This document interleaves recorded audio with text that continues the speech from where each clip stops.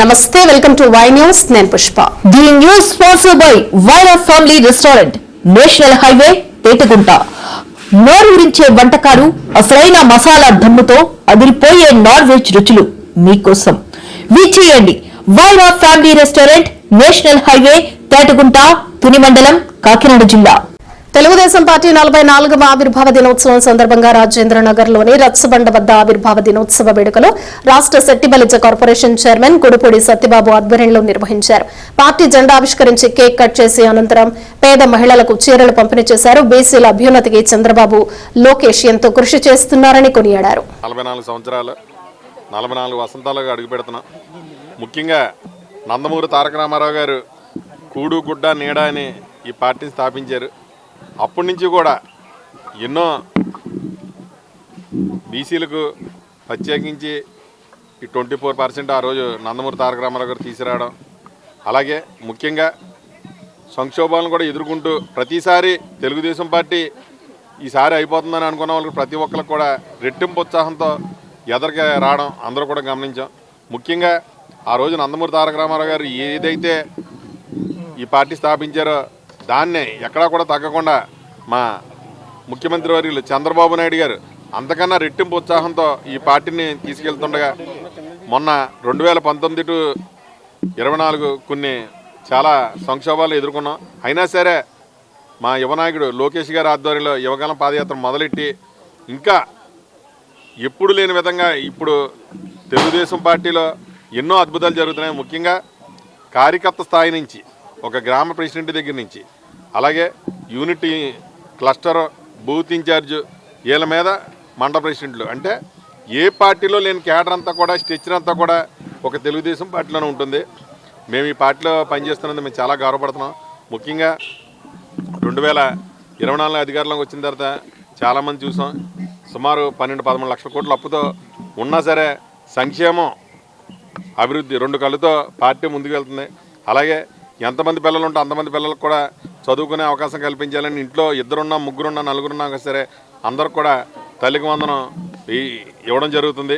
అలాగే స్కూళ్ళు ప్రత్యేకించి ఎప్పుడూ కూడా మనం ఒక రాష్ట్రం బాగుపడాలన్నా, ఒక దేశం బాగుపడాలన్నా ముఖ్యంగా విద్య, వైద్యం, ఈ రెండాట్ల మీద కూడా ప్రత్యేక దృష్టి పెట్టి అన్ని రకాలుగా కూడా ముందుకు వెళ్తున్న ప్రభుత్వం తెలుగుదేశం పార్టీ ప్రభుత్వం.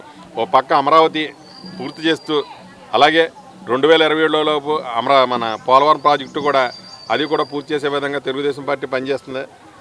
ముఖ్యంగా ఈరోజు నందమూరి తారక రామారావు గారు స్థాపించిన పార్టీని బీసీలని దృష్టిలో పెట్టుకుని ఆ రోజు 24% రిజర్వేషన్ తీసుకొస్తే దాన్ని ఇంకో 10% పెంచి 34% తీసుకెళ్ళిన చంద్రబాబు నాయుడు గారికి కూడా మరొకసారి మేము కృతజ్ఞత చెప్తున్నాం.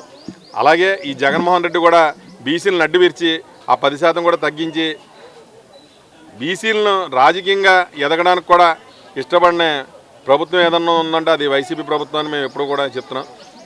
నందమూరి తారక రామారావు గారు తెలుగుదేశం పార్టీ పెట్టినప్పుడు కొంచెం కూడా బీసీలకు ఎక్కువ ప్రాధాన్యత ఇవ్వడమే కాకుండా మాలాంటి వాళ్ళని ఈరోజు నేను ఇదే వార్డులో రాజకీయం మొదలెట్టాను, 3వ వార్డులోని ఒక కార్యకర్త స్థాయి నుంచి రాష్ట్ర కార్పొరేషన్ చైర్మన్గా కూడా తీసుకెళ్ళగలతో ఒక తెలుగుదేశం పార్టీకే దొరుకుతుందని చెప్పి మేము గర్వంగా చెప్పుకుంటున్నాం.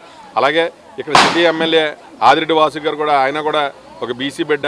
ఆయన కూడా మొన్న ముందు వాళ్ళ మిస్సెస్ గారికి టికెట్ ఇచ్చిన 35,000 మెజార్టీ ఇచ్చి ఇక్కడ తెలుగుదేశం పార్టీ కంచుకోవడం నిరూపించాం. అలాగే మొన్న ఆదిరెడ్డి వాసు గారికి కూడా సుమారు 73,000 పైచిలుకుతో ఆయన కూడా గెలిపించుకున్నాం. అంటే బీసీలు ఎక్కడుంటే అక్కడ ప్రాధాన్యత పెంచడమే తెలుగుదేశం పార్టీ జయం. ఆ రకంగా ఓ పక్కన అభివృద్ధి సంక్షేమం కూడా రెండు పక్కల నుంచి కూడా నడుస్తుంది. అలాగే ఇంకా రాబోయే రోజుల్లో ఇంకా అద్భుతాలు జరిగే విధంగా ఈ నారా లోకేష్ గారి ఆధ్వర్యంలో తెలుగుదేశం పార్టీ కొత్త రక్తంతో ఇంకా ఉరకలు వేస్తుంది. మాలాంటి వాళ్ళందరినీ కూడా రాష్ట్ర స్థాయికి తీసుకెళ్ళడమే కాకుండా ముఖ్యంగా కార్యకర్తలకి, ఎందుకంటే మేము ఎప్పుడు కూడా చూడలేదు, తెలుగుదేశం పార్టీ స్థాపించిన తర్వాత ఎన్టీఆర్ అక్కడ తెలంగాణ హైదరాబాద్లో చూసాం, ఈ మధ్యకాలంలో మనం ఎప్పుడు చూడలేదు. కానీ ఈరోజు ఒక గ్రామ ప్రెసిడెంట్ దగ్గర నుంచి, బూత్ ఇన్ఛార్జి దగ్గర నుంచి, యూనిట్ ఇన్ఛార్జి దగ్గర నుంచి, క్లస్టర్ ఇన్ఛార్జి వరకు కూడా ప్రతి ఒక్కరితో కూడా మమేకమయ్యే నారా లోకేష్ గారు ఈ కొత్త ఒరవడిని సృష్టించినందుకు ఆయనకు ప్రత్యేక కృతజ్ఞతలు తెలుపుతున్నాం.